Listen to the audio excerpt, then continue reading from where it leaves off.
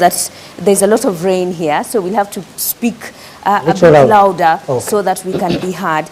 But as you speak about policy guidelines and taking modest credit for what was done in the North Rift on banditry, are you trying to tell us that you could not give policy guidelines on how police protests or moral support in them ensuring that they adhere to human rights? We did.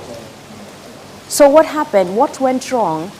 What went wrong is what goes wrong when maybe, you know, the operations, security operations are intense and emotive operations.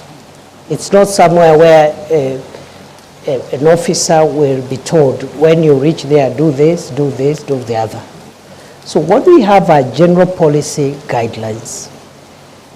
For example, the use of lethal force is reserved when to apply when the life of the officer is at risk. So was any officer's life in danger? Allow me, Professor Kindiki, was any police officer in danger when David Shege and Enoch Chalo, Erickson Chalo Mutisia only had a flag and they were dancing outside Parliament? What threat did they pose to security officers at Parliament? That is a matter under investigations. If the circumstances you're reading out there is what happened, the officers will be accountable. It's as simple as that. And how long will that take? As soon as IPOA completes the investigations and forwards the files to the DPP. Criminal investigations are complex. They involve scientific assembling of evidence. It is not enough to rush suspects to court only for cases to collapse. And it is not uniquely a Kenyan issue. Criminal investigations, especially in a complex endeavor like the situation we're referring them to, take a bit of time, and therefore I'm hopeful that... Why were the police in mask? How complex was that? That we could not see who was ensuring security is not breached? You know, you're just telling me what you think or saw, but it was which is part of evidence. It was on live TV. There are photos of police officers who are masked. I you can't identify them. I'm not disputing. But just telling you CS Interior, that is part of the evidence that is required to hold into account any person who may have been involved in that unfortunate incident you're explaining. Your Excellency, if you were to move this forward and probably look at why the public is on you. This is what you said on the 12th anniversary of the Supreme Court about a month ago. And you were talking about crucial jurisprudence. You said, I have had to ask myself whether the highest interest is the public interest or there is a higher interest called the national interest, because the public itself could hurt the national interest. Public can be mobilized or mobilize themselves against national interest. First of all, where does this national interest sit in the Constitution? And number two, wasn't this an indirect proposal of a clawback on basic freedoms that are enshrined in the Constitution, Your Excellency? As you answer this, Your Excellency, you did say that lives of protesters need to be protected as you ensure public safety. Was the public unsafe during that period? Why did we get to that point? When I spoke at the Supreme Court reflection colloquium on public interest and national interest, some erroneously thought I was talking about government interest or even security interest. That's not the case. In fact, after that colloquium, I've had further reflection, because by the grace of God, I'm also a scholar. So I reflect on some of these things, and I have come to the conclusion that within our constitutional framework, we can categorize three forms of interest that could be expressed by members of the public, rather than three. One is popular interest. And the question I'm asking myself as a scholar and a student of constitutional law is whether what is popular is in the public interest all the time. I am not sure. I am not sure that what is popular is in the public interest.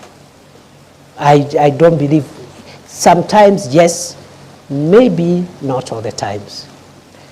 But at the Supreme Court colloquium, I also asked, is there a hierarchy of norms in our Constitution such that we have public interest and national interest? And for clarity and avoidance of doubt, national interest is not government interest, and it's not the interest of, it's not security. What I had in mind is, you're aware, our Constitution allows the people of Kenya to express themselves in exercise of their sovereignty in two ways. One, through elections. Two, through referenda. And then I asked myself, in fact, it was tailored to the judiciary. And I wanted to ask myself, if the people of Kenya, for example, agree and express themselves in exercise of their sovereignty to change the Constitution in a referendum and vote to remove the judicial arm of government, and they decide we don't need the judiciary. People are sovereign. In a referendum, they can actually remove the judiciary. And then I asked myself, since this is an outcome of a referendum, this is in the public interest. But is it in the national, is it in the national interest that really you can have a modern country, a democratic country without a judicial arm of government? But these are two different scenarios, DP, because this was about taxes that Kenyans felt were unfair, and their leaders at the were Supreme not Court, listening to I them. was not talking about the protest at all. You can look at my statements. I was not talking about protest. So what do you... We were reflecting on what the Supreme Court has helped us to understand about our Constitution, and I was inviting the Supreme Court judges to start thinking whether, even as we express our sovereignty, we have what we call bedrock things that we cannot touch. I'll give you another example. If the people of Kenya meet and in a referendum, they overwhelmingly vote, so it is popular, it is in public interest, and they vote to change Article 4.2 of the Constitution that says that Kenya is a democratic multi-party state and create a monarchy or another form of government that is not democracy. It is in the public interest. It is popular. It's in the popular interest. But is it in the national interest? My answer is that it is not. So within the Constitution, there are things you can change and still not change the DNA of our Constitution. There are others, once you touch them, the DNA of Kenya as we know it changes forever. That's what I was discussing. It's very interesting that you mentioned that, Your Excellency, because during your vetting, following your reappointment as Interior Cabinet Secretary, you are on record saying that you will specify designated protest areas, potentially undermining the right to peaceful assembly outlined in Article 37 of the Constitution. How would you justify limiting spaces where Kenyans can express their grievances at a time when the government is facing mounting criticism, and why? That is the practice in all democracies. Show me one democracy where people are free to